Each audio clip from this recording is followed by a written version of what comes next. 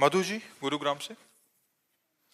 श्री हरिवंश महाराज जी जैसे एक बिलोटे के प्राणों का पोषण और रक्षा उसकी माँ बिल्ली ही करती है, उसी प्रकार है गुरुदेव स्वरूप लाडली जी आपने ही कृपा करके हाथ थाम लिया, नहीं तो नरक में अपनी सीट पक्की करा चुके थे। महाराज जी इनका कहना है कि आपके इसी मुख से सुना है कि सहचरी भाव या किसी भी भाव प्रधान उपासना का मूल तत्सुख भाव है, परंतु हम अधम जीव तो आपकी प्राप्ति भी स्वसुख से प्राप्त मतलब प्रेरित होके कर रहे हैं कि हम निकुंज जाएंगे, अमुक सुख मिलेगा, दुख का लेश तक नहीं रहेगा। तो देखो तत्सुख और स्वसुख का अंतर समझो, किसका प्रश्न है?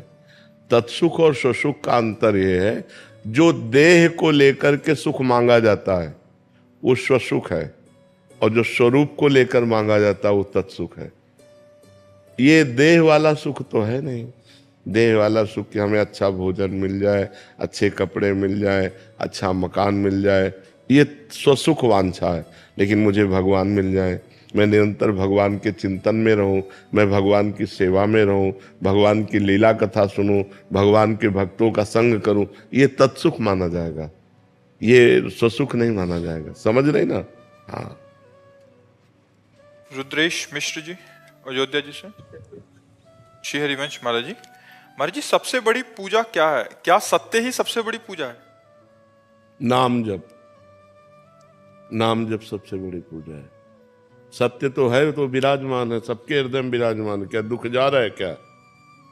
सत्य स्वरूप परमात्मा सबके हृदय में विराजमान है, क्या दुख जा रहा है क्या? सत्य तो है, पर क्या सब सुखी हो रहे? क्या नहीं हो रहे? सत्य का चिंतन करना, सत्य का स्मरण करना, ये सबसे बड़ी पूजा है। अगर स्मरण नहीं है, सत्य है गीता जी, भगवान की वाणी है ना, तो अर्जुन जी को मिला क्या? नष्टो मोहा स्मृतिर्लब्धा तत्प्रसादान मयाच्युता, मोह का नाश होकर स्मृति प्राप्त होना सबसे बड़ी पूजा है।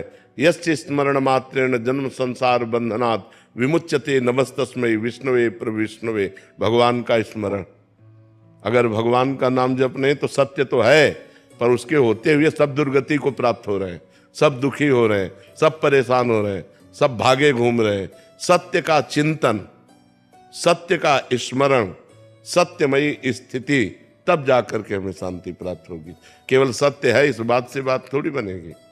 सत्य का चिंतन कितना हो रहा है, असत संसार का चिंतन कितना हो रहा है, और सत्य भगवान का चिंतन कितना हो रहा है। अगर भगवान का चिंतन हो रहा है तो शांति, सुख, आनंद, परम पद, और अगर संसार का चिंतन हो रहा है तो अशांति, दुख, चिंता, शोक, भय, नरक, ये है। सत्य तो है ही, पर सत्य का चिंतन कितना हो रहा है, खास बात आपका प्रश्न है। बात समझ में आ रही है आपकी? हाँ, जब नाम चिंतन करोगे, भगवान का भजन करोगे, तभी उस सच्चिदानंद में भगवान का आनंद प्राप्त करोगे। नहीं तो सत्य तो है, तुम्हारे अंदर भी है, सबके अंदर है, लेकिन खूब पापाचरण हो रहा है, खूब गंदा आचरण हो रहा है, खूब गंदा दिमाग हो रहा है, तो फायदा क्या? हमारा दिमाग शुद्ध हो जाए, हमारा दिमाग सत्य में स्थित हो जाए, उसके लिए हमें भजन चाहिए। सत्य के राह पे चलना। हाँ, सत्य की राह पे चलना, ये परम सत्य है। हाँ, सत्य की राह पर चलना, ये बात नहीं। जैसे केवल सत्य, तो सत्य तो है, पर उसका चिंतन नहीं है, उस पर हम चले नहीं, उसका अमल नहीं किया, तो फायदा क्या हो? वो तो है ही, सबके हृदय में है जी। अनुश्री महाराज जी कह रहे हैं कि इनके 93 वर्ष के दादा हैं, उनका ये प्रश्न वो आ नहीं सकते। महाराज जी इनको पूछ रहे हैं कि क्या संकल्प मात्र से कर्म नष्ट हो जाता है? जैसे महाभारत में शिखंडी जी ने अपना जन्म संकल्प लिया था कि भीष्म के अंत, ऐसे केवल संकल्प नहीं किया था शिखंडी, अम्बा ने बहुत भारी तपस्या की थी। कि उन्होंने कुछ किया था क्या ऐसा? तपस्या, अम्बा ने भारी तपस्या की थी, और तब उसने निर्णय लिया था कि भीष्म की मृत्यु का कारण मैं बनूंगी। भजन के प्रताप से, तपस्या के प्रताप, केवल संकल्प से नहीं, घोर तपस्या की थी उसने। पहले भगवान परशुराम जी को प्रसन्न किया, तो परशुराम जी ने भीष्म जी से कहा या तो युद्ध या अम्बा, तो उनका युद्ध स्वीकार करता हूं, अम्बा नहीं। और भीषण युद्ध हुआ, परशुराम जी एक तरह से परास्त हुए, तो और वापस चले गए। तब अम्बा ने निश्चय किया कि मैं अपने शरीर को तप के द्वारा नष्ट करूंगी और ऐसा जन्म लूंगी जिससे भीष्म की मृत्यु का मैं कारण बनूं।